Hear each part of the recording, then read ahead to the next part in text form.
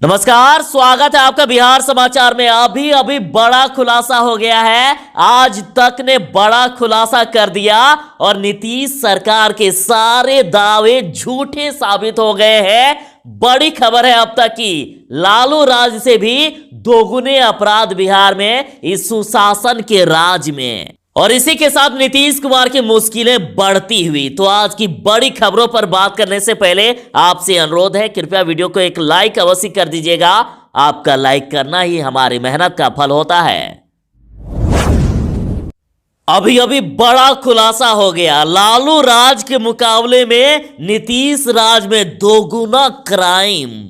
नीतीश राज में, जिसे ये सुशासन राज कहा जाता है, इसमें क्राइम का ग्राफ काफी ज्यादा बढ़ गया है। जरा ये रिपोर्ट देखिए। बिहार में लालू यादव की सरकार के आखिरी साल 2004 में अपराध के कुल 1,15,216 मामले दर्ज हुए थे, जबकि नीतीश कुमार की सरकार में 15 साल के बाद यानी साल 2019 में कुल अपराध के आंकड़े बढ़कर 2,69,096 हो गए, यानी दोगुने से भी ज्यादा। और अब तो यह कहा जा रहा है कि बिहार देश के सबसे अधिक असुरक्षित राज्यों में एक है। नीतीश राज में लालू राज के मुकाबले अपराधों की संख्या दोगुने से भी अधिक वृद्धि हो गई है।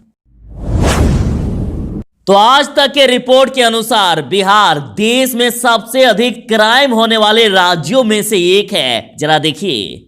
और जब मीडिया नीतीश कुमार से अपराध पर सवाल पूछते हैं तो वे भड़क जाते हैं और कहते हैं कि 2005 से पहले क्या स्थिति थी। तो आपने ये रिपोर्ट भी देख ली। अभी तो उससे भी बदतर स्थिति हो गई है। और देखिए, ये कहा जाता है कि 23वें नंबर पर बिहार अपराध के मामले में है। तो देखिए, एनसीआरबी का डाटा कहता है कि 2019 में देश भर में हुए अपराधों में से 5.2% अपराध बिहार में दर्ज हुए हैं। और इस लिस्ट में उत्तर प्रदेश, महाराष्ट्र, तमिलनाडु, केरल, गुजरात, मध्य प्रदेश, दिल्ली और राजस्थान के बाद बिहार का ही नंबर आता है। यानी नीतीश कुमार का जो 23वें नंबर का दावा है, यह भी झूठा साबित दिख रहा है।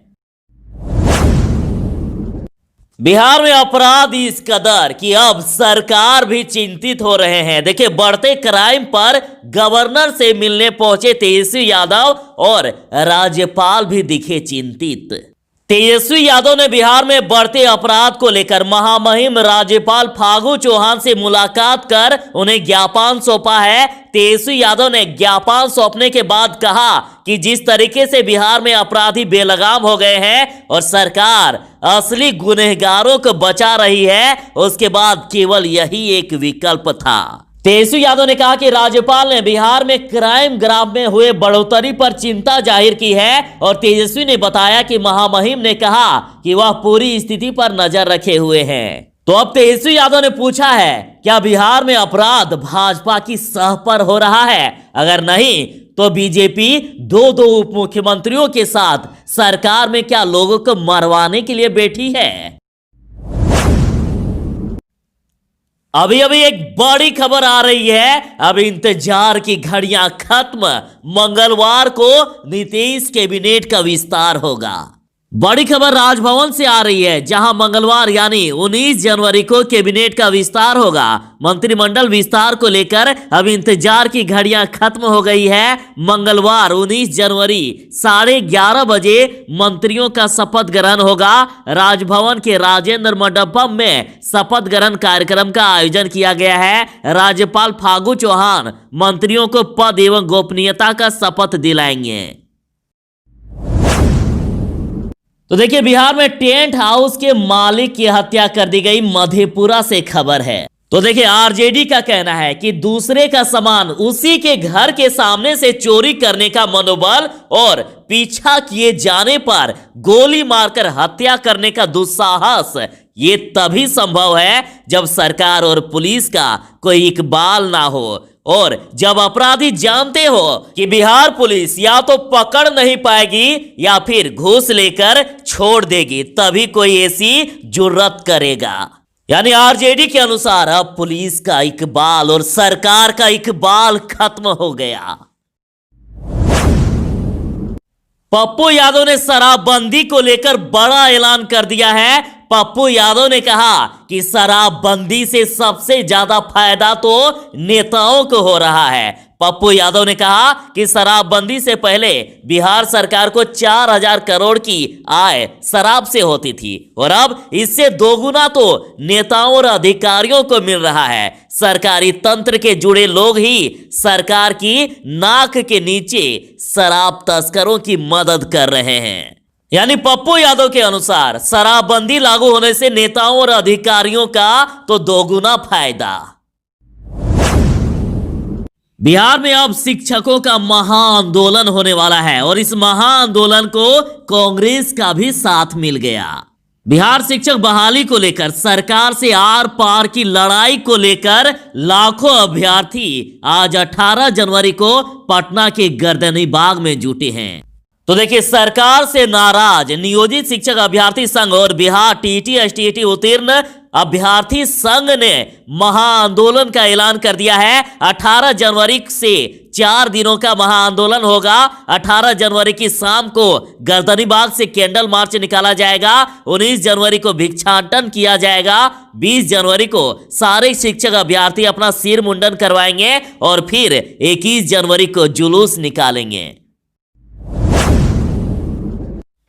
तो देखिए, कैमूर से खबर है कि स्कॉर्पियो चालक ने युवती के साथ किया रेप। तो देखिए, जब परिजन यूपी के एक होटल में चाय पीने के लिए उतरे तो गाड़ी में बैठी युवती को लेकर स्कॉर्पियो चालक भाग खड़ा हुआ और रेप जैसी घटना कर दी।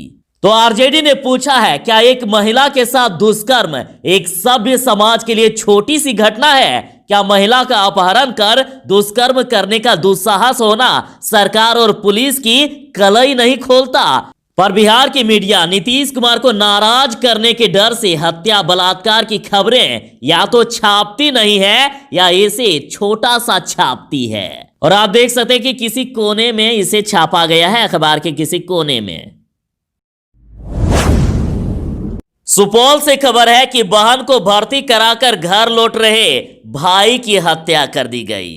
तो इस पर आरजेडी द्वारा कहा गया है कि बिहार में लूटपाट और छीनताई इतना आम हो गया है कि बाहर निकलने से पहले लोग मानसिक रूप से तैयार हो जाते हैं कि आज उनके साथ कहीं लूटपाट तो नहीं हो सकता है। लोग पहले ही डर जाते हैं और अब अपराधियों का मनोबल और दुस्साहस तो इतना बढ़ गया है कि बाइक छीनने के लिए किसी की हत्या कर देने से भी गुरेज नहीं है। तो अब सुशासन के राज में बड़ा सवाल कि अब लोग आखिर जिएंगे कैसे यदि सरकार ने जल्दी से कुछ बड़ा कदम नहीं उठाया तो। भागलपुर से खबर है कि पत्नी के इलाज के लिए 20 लाख में जमीन बेची थी तो लुटेरों ने बंधक बनाकर लूट के चले गए। तो इस पर आरजेडी ने कहा कि अपराध ही बिहार में एकमात्र फलता फूलता रोजगार और उद्योग है। नीतीश कुमार से अब कानून व्यवस्था संभलने नहीं लगा है। अपराधी पुलिस ओपी से मात्र 200 मीटर दूर घर में जबरन घुसकर घर मालिक को ही बंधक बनाकर इत्मीनान से लूटपाट कर रहे हैं और पुलिस प्रशासन सरकार का ध्यान बस अवैध कमाई करने पर है। अब तो नीतीश कुमार से कानून व्यवस्था संभलने से रहा। कंकड़बाग में रिटायर कैप्टन और महिला अधिकारी के घर से लाखों का सामान चोरी। तो ये अधिवक्ता के घर से 6 लाख की संपत्ति चोरी कर ली गई। पटना के एनएमसीएच से खबर है कि सीसीटीवी कैमरे व सुरक्षा गार्ड के बावजूद अब वाहनों की चोरियां हो रही है। तो इन मोतिहारी का खबर देखिए, आभूषण विक्रेता की आंखों में केमिकल झोंक कर 4 लाख से अधिक के जेवर लूट के भाग गए।